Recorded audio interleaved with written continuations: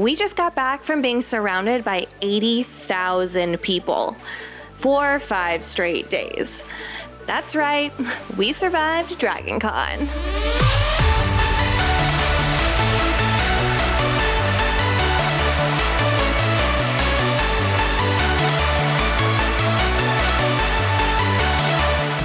DragonCon is Atlanta's largest multi-genre convention, spread across 4 hotels and 2 America's Mart buildings.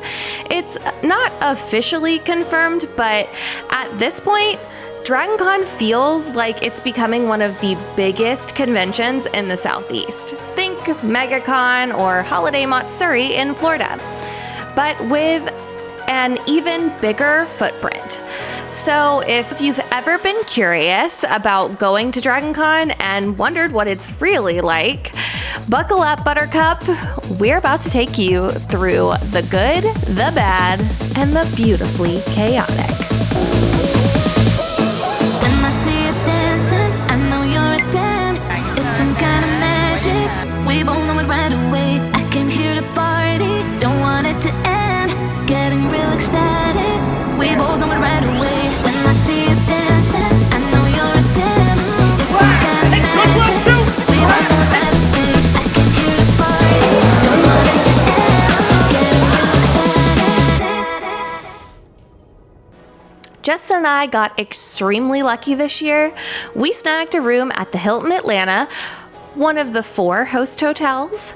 Room blocks usually go up months, even a year in advance, and they are offered to returning guests first. But we scored a king room thanks to DragonCon's Golden Egg link on their official website.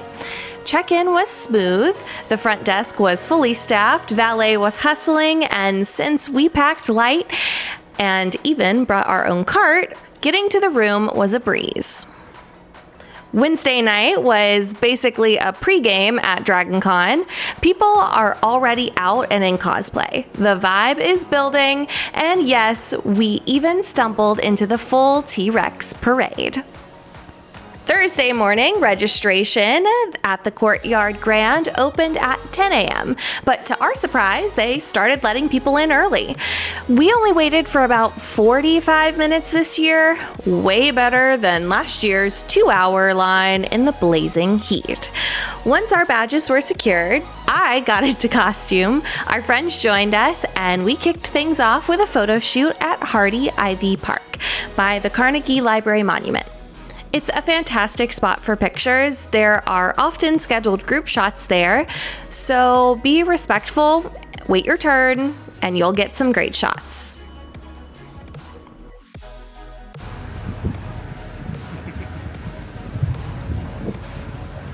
Oh my god, look, it's Moss. Oh. Moss. From there, we switched into casual cosplays, grabbed food, and went to the McElroy Brothers Q&A. DragonCon is stacked with panels, celebrity guests, and industry talks, and fandom fun. You'll never see them all, so plan ahead in the app and pick your must-dos. My crew leans more into photo shoots and dance parties, so we follow basic D&D rules. Don't split the party. With the crowds and the chaos, it's way too easy to get separated.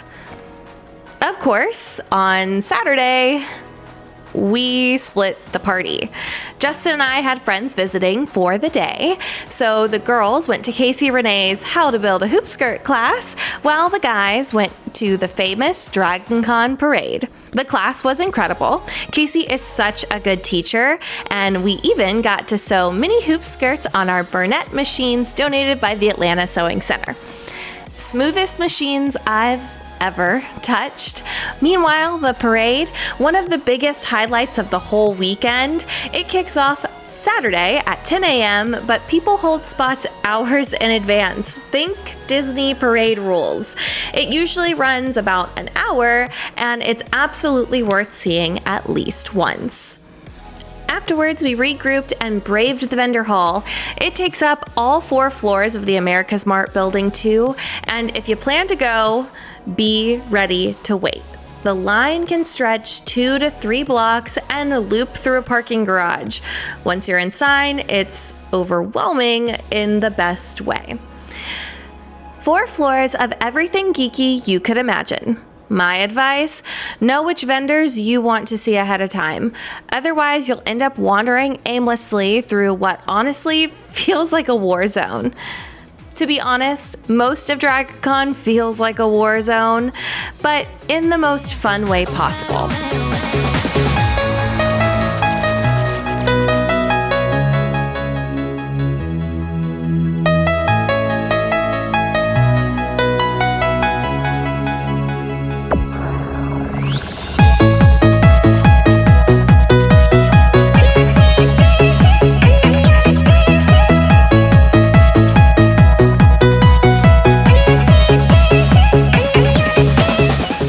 First time, consider a newbie tour or go with someone who's been before.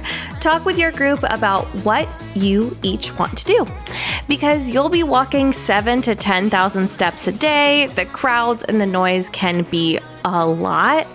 That said, pace yourself, find quiet spots to recharge, drink water, and remember, it's okay to miss things. By Monday, we finally wandered into the gaming hall in America's Mart Building 3. It was much calmer by then, but still full of tabletop sessions, video games, arcade cabinets, and card gaming tables. I can only imagine how packed it was on peak days. And just like that, it was over. We've been home a couple of days now, and honestly, it feels like I blacked out for 5 straight days. But I would trade it for the world. We met amazing people, got to hang out with friends, and had an absolute blast. If you've got a DragonCon question, drop them in the comments, and I'll do my best to answer. If you were there this year, share your favorite memory below. It'll help me jog my sleep-deprived brain. Thanks so much for watching, and if you haven't already, subscribe for more nerdy adventures. Until next time, Stardust.